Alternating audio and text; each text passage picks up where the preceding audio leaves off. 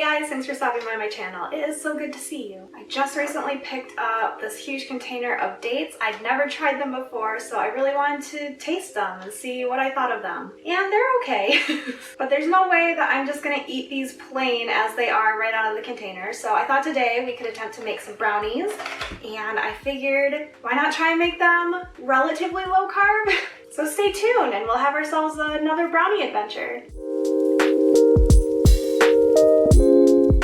For this recipe, we're gonna need about a cup of almond flour, 3 eggs, a 1/3 cup of erythritol, 1/4 cup of coconut oil, 1 teaspoon of vanilla, a 1/2 cup of cocoa powder, a 1/2 teaspoon cinnamon, a 1/2 teaspoon baking soda, and a pinch of salt. And of course, we're also going to need a cup of dates.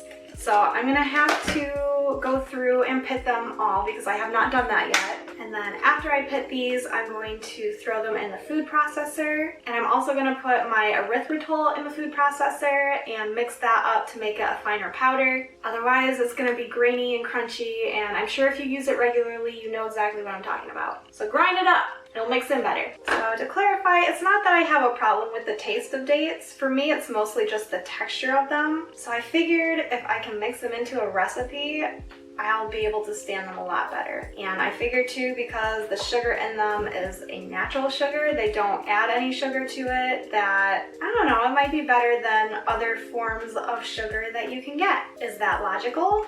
Maybe not. I feel like a lot of my subscribers right now have come over from my mashed cauliflower recipe video, which if you did, hello, welcome to my channel. It's good to have you here. But please know that I am no longer on keto. That's actually a relatively old video. I don't know why all of a sudden it's getting a lot of views, but I'm definitely not complaining. I just hope you guys know that I'm probably not going to be putting out a ton of low-carb recipe videos. I mean, I do want to throw one out every now and then to you guys because I appreciate having you here, and just because I'm not on keto doesn't mean I don't recognize the benefits of low sugar and low carb. So I got about my cup here, so I'm going to throw these in the food processor and kind of grind them into, I'm going to assume it's going to turn into like a pulpy paste.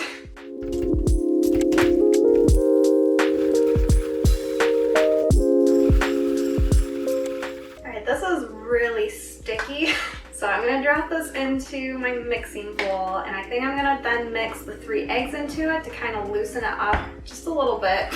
There's 1 egg, 2 eggs, and 3 eggs.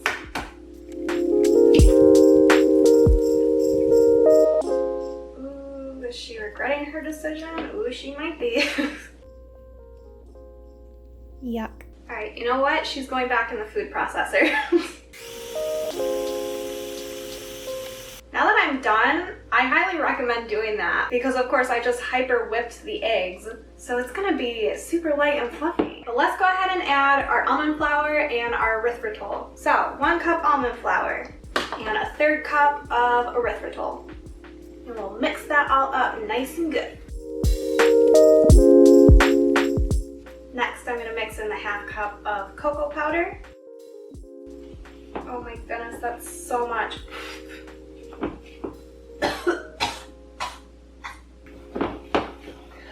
Oh my god, I could die. Coconut oil. Alright, and finally let's add all the little bits. So I'm going to do the 1 teaspoon of vanilla extract, 1/2 teaspoon of baking soda, 1/2 teaspoon of cinnamon, and then just a pinch of salt. You know what, guys? This batter does not look bad at all. It smells really good. I am now going to drop these into a pan. I'm going to preheat my oven to 375 degrees Fahrenheit. And I'm going to be honest, I don't know how long to bake these for, so I'm just going to go 10 minutes at a time, and when it's done, I will let you know how long it took. So, BRB.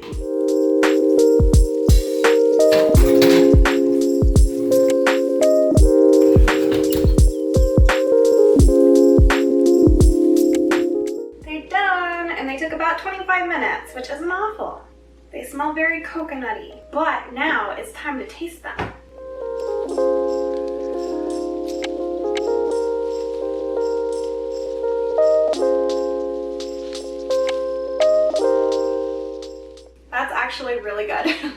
definitely taste that it was sweetened with erythritol, or at least I can. It always has like this very like cold, cooling kind of sweetness. The coconut oil kind of took over this recipe, so it is very coconutty. Otherwise, there's just like a whole lot of flavors going on because of course you have the dates in there and the vanilla and of course the cocoa powder. So this is just like a buffet of flavors. It's really good. I was right, the texture is super light, it's super fluffy. It's almost more cake-like than it is brownie-like, but I don't have a problem with that. Do you guys? Alright guys, but that was all I had to share with you today. I'm very pleased with how this turned out. I did not have very high hopes, which I feel okay saying now that it's done and it's actually really good. Hopefully you enjoyed this recipe. Hopefully you try it for yourself. Of course, if you do, let me know down in the comments how you liked it. Be sure to leave this video a thumbs up. It looks great and it makes me feel good. And if you've not already, please subscribe to my channel because that would just be really awesome, guys. And that being said, I will see you the next time around.